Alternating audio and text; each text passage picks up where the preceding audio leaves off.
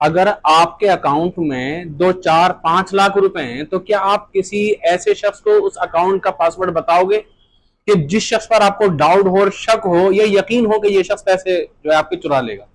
ये आपकी तिजोरी में 10 15 लाख रुपए, 10 5 लाख रुपए आपकी तिजोरी के अंदर रखे हुए हैं, तो क्या चोर के सामने तिजोरी की चाबी आप रख देंगे?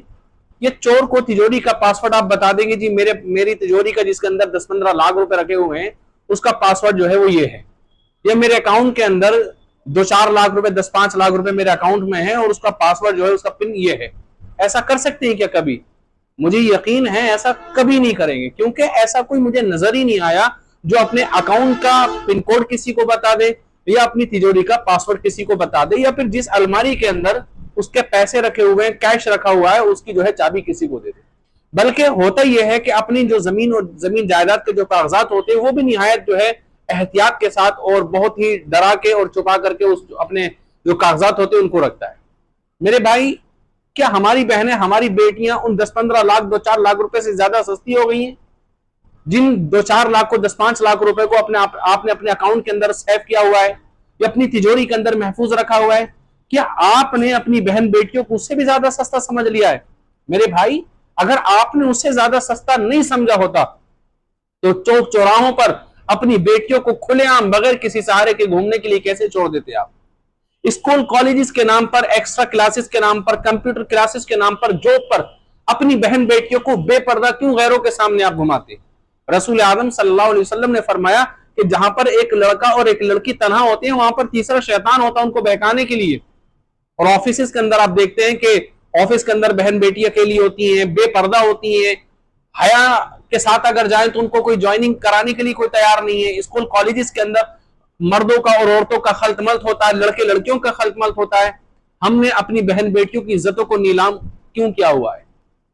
और मैं अपनी बहन बेटियों से भी गुजारिश करूंगा कि 1 साल की मोहब्बत के लिए आप जिस बाप को, जिस भाई को छोड़कर के चली जाती है ना, आप जरा गौर करें कि आपका भाई या आपका बाप आपकी छोटी से छोटी चीज और बड़ी से बड़ी चीज, आपकी ख्वाहिश को पूरा करने के लिए वो जो है हमेशा तकवदू रहता था।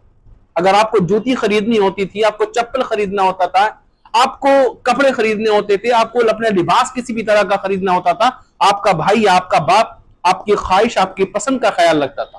तो आपने ये कैसे सोच लिया कि जब आपकी जिंदगी का, आपको जिंदगी गुजारने के लिए जब हम सफर तलाश करने की बारी आए या कोई ऐसा शख्स तलाश करना हो जिसको आपको जो है उसके हवाले करना है, फिर आपने कैसे सोच लिया कि आपका बाप या आपका भाई जो जिम्मेदार है, आपका जो आपका सरपरस्त है, वो किसी जानवर के हाथों में आपको कैसे दे सकता है?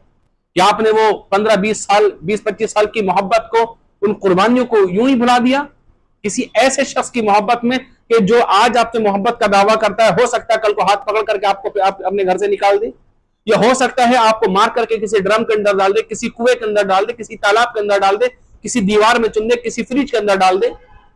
बहुत सारी तारीख है हमारे सामने। अपनी बहन बेटियों की हिफाजत करें।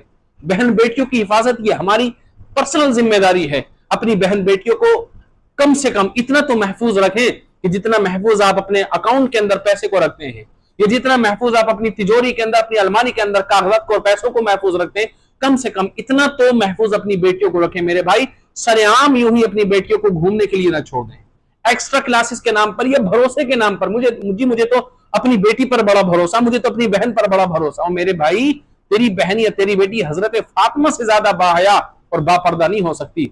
लेकिन तारीख के अंदर इमाम हुसैन रजी अल्लाह तआला फरमाते हैं कि मैंने अपनी मां की पेशानी के बालों तक को नहीं देखा है कभी। उनके पर्दे का आलम यह था कि जिनकी अजमतों को आसमान के जन्नत के फरिश्ते सलामी पेश करें, उनके पर्दे का आलम यह था, उनकी हया का आलम यह था।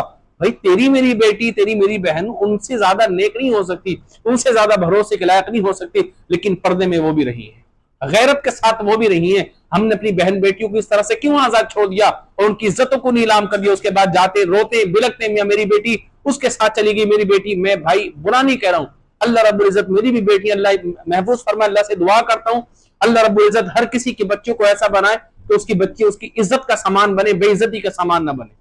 लेकिन मेरे भाई, अपनी बच्चों की हिफाजत का जिम्मा ये आपके अपने सर है। आपकी बच्चों की हिफाजत कोई दूसरा नहीं करेगा। भेड़िए खड़े हुए हैं इज्जतों को नोचने के लिए, शेर खड़े हुए, चीते खड़े हुए, इंसानों के रूप में दरिंदे बने हुए आपकी बहन बेटी की इज्जत के ताजमहल को चकनाचूर करने के लिए, उसकी बोटी नोचने के लिए, उसकी हिफाजत का जिम्मा यह आपका है। ये कोई दूसरा उसकी हिफाजत नहीं करने वाला, आप खुद उसकी हिफाजत करेंगे।